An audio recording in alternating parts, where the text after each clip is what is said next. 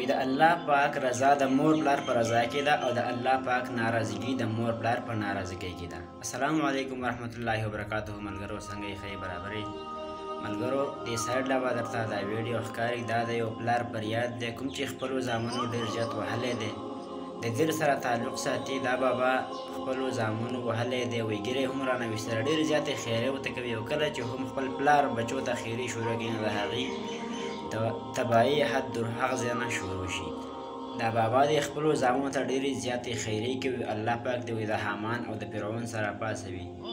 دا ویډیو راسره تر اخره پورې وګورئ، ډېره عبرتناکه ویډیو ده. او خدا را د خپل مور پلار سره چرې هم زیاتې مه کوئ، ځکه چې د قیامت په ورځ به الله پاک ستاسو نه د خپل مور او پلار په باره کې هم تپوس کوي، ځکه چې هغوی پاک الله نه نیک اولاد غواړي. کله چې هم اولاد بدعمله شي نو د هغوی د تباهۍ سر شروع شي. ویډیو تر اخره پورې ګډېدو ته د خفګان او د غم ویډیو ده. خدا را چرې هم د خپل مور او پلار سره زیاتې مه کوئ یا هغوی ته ضرر مه رسوئ. زه څه وکړم، زه چېرته لاړ شم؟ دا ګیره زمانې بچو زمانې ایستل ده، د دې بچو په دې مخ په سپېړو والم، د دې بچو راښکلم دلته کې په دې ځمکه باندې، زما دې زامنو ما ته په خوله کې خاوره اچول ده. اخر ما ته لار وښایي، زه څه وکړم؟ په مین بازار کې په سپېړو والیم.